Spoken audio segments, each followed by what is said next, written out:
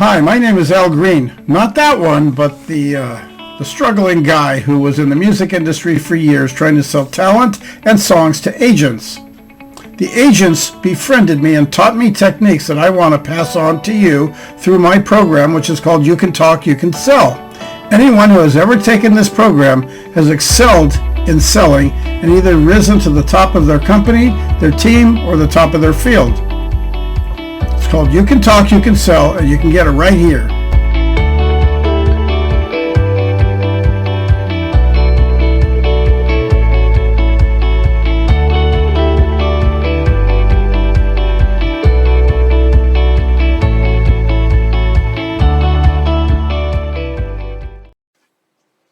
Hi, Alfred Green again. You Can Talk, You Can Sell.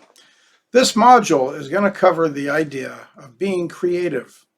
We all know how to be creative in some way or another, either by a quick comeback when somebody says something, or maybe a witty joke that you come up with on the spur of the moment, or an idea of how you can solve a little problem.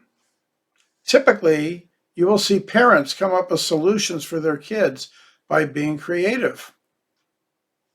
Okay, like for example, if the kid says, Johnny next door doesn't like me. Every time I say hi, he never says hi back. So maybe the parent might say, well, next time just wave to him. Well, they're coming up with a creative solution. Whatever it is, these are not hard and fixed rules, but creativity is something we all have in us. We all have some talent that's completely undiscovered and unplayed. Why not use it in your business? After all, salesmanship is your business, and it's up to you to become the best at it that you can be. When you're working in a professional environment and you're selling to, let's say, a person who's about to spend a lot of money with you, your creativity can go a long way. Again, that's part of the concept selling. There's a gentleman I know who sells yachts. And he always mentions, imagine when you have a party on this craft, how many people you can get to come and they would have a good time and they'll never forget what you did for them if you cater it. And then he would explain all the different situations that all of the salespeople do on how to procure whatever the item or the service is. In selling intangible service such as advertising, you're going to be able to tell your customers some really creative ideas. Like you're going to get hundreds and hundreds of leads that people that want to buy. All you have to do is pick up the phone and close the sale. But it's more than that. For every person, and here's a creative thought, for every person you talk to, you can ask them if they know anybody else that might want to have your product or service. That has worked for so many years for so many people. And it sold an awful lot of advertising to the sales reps that were selling these intangible services. People that sell insurance are very, very big on finding ways to explain things to a customer so that they build a desire in that customer to want to have the insurance. Not if it's just necessary, like car insurance, but let's say something like an insurance for their business. People who want to do a special kind of financing, for example. You'll be amazed how a finance broker can get very creative in inspiring a potential customer to make a move to get all the paperwork in and how to expand it to get more money if they want. There's a lot of things that come across your desk that are just ideas if you look for them. All you got to do is think and be open-minded. Doesn't matter what you're selling. You could be selling basketballs. It doesn't matter. There's ways to get people to think about it in a different way. That's why you have products that have names of like great sports celebrities on the product itself. Because it inspires people to think that, gee, I could own a piece of this. It's almost like owning a part of the talent that that particular sports athlete has. People wear t-shirts for their favorite teams. They want to show their support, but they kind of like the idea of showing the world that they're representing that team.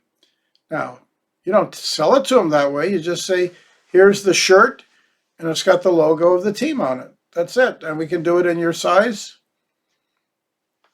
It's kind of cool if you're a big fan. But if you went into a sports store and they wanted to sell something to you, they could come up with all kinds of ideas. You don't have to save this just for the games. You could save this for sitting around the TV. Feel comfortable when you're out there in the yard or at your barbecue. Think of all the extra things you can do. Now, when you inspire a person to think of all the different things that they can do with your product or service, no matter what it is, everybody at some point is selling something. Otherwise, we wouldn't have any commerce. So why not turn it into kind of a fun fact way of getting people to feel inspired? When you inspire people, they want to make a move. If you're struggling with sales and you're not hitting the top numbers, then think outside the box. What can you do differently? I've often said that people who offer to be available way after the sale is made and make their telephone number available for nights and weekends to be called will probably see more business because there's more activity. And again, if you get a customer talking, they're more closer to buying. So if you feed them ideas that you come up with about the product, you'll be amazed. We actually had a situation a few years ago where we were challenged to sell cable TV to a blind person. Now, we had to be creative, and it became this simple. Here's how we thought outside the box. The person said to me, I can't watch TV. And I said, well, do you have guests? And he said, yes. His daughter lived with him. And I said, well, doesn't she watch TV? Interestingly enough, of course she does. Is she sighted? Yeah, she can see. Does she watch TV? Yes, she does. Okay, great. There's an idea. That customer bought. There was a special commendation for selling TV to a blind person. Believe it or not, it was all done by thinking outside the box, okay? It's very simple to do. You can do it too. What is it that you're selling that you can expound on and find other uses for it? And I'm not talking about anything dangerous, anything that you wouldn't want to do at home, but something very simple. If you're selling a Ferrari, you don't want to convince that customer to go onto the Daytona racetrack, but you might want to tell them that, this car can be used in photo sessions. This is a beautiful vehicle. You can use this for photo sessions, and advertisers will pay you to have models stand by your car. It's another source of income. It's something else you can do. There are shows that are put on every year, and you could enter this car into this show. Interestingly enough, you talk to people that spend enough money on cars, some of them will spend so much money, they'll be afraid to drive it anywhere, especially not in a parking lot where the doors could get dinged or whatever. So you got to be a little bit creative and say, well, where do you want to drive this car? They want to drive it to and from work, okay? At their office, at their company, they want to be seen in the car. That's great. Do you have any other people in the company that you have to entertain from time to time? And sometimes that happens. Okay, wouldn't you like to pick up one of your main clients in this beautiful car? That's another concept selling, but at the same time, it's thinking outside the box because you are being creative. So keep up that kind of creativity. And again, it doesn't matter what you're selling. Believe it or not, the people who sell the highest tickets, the multi-million dollar homes, the people who sell, again, the yachts, or they're selling commercial real estate, their sales process is no different than yours, except for what makes them successful. It's not about the money. It's not about the clientele. It's about what they do with the people that they draw interest to. If they have a good consultant who happens to be a financier, or not a financier, but a finance consultant, such as a mortgage broker. Every mortgage broker you've ever met is a consultant in some way. They find ways to get people loans. They tell them how they can expand it. They tell them things that they can do with it, properties that are of equal value. The real estate person will comp the market to see what the values are. And they'll come up with ideas saying, in 5 years, this particular property could triple its value, which is very common, especially in California.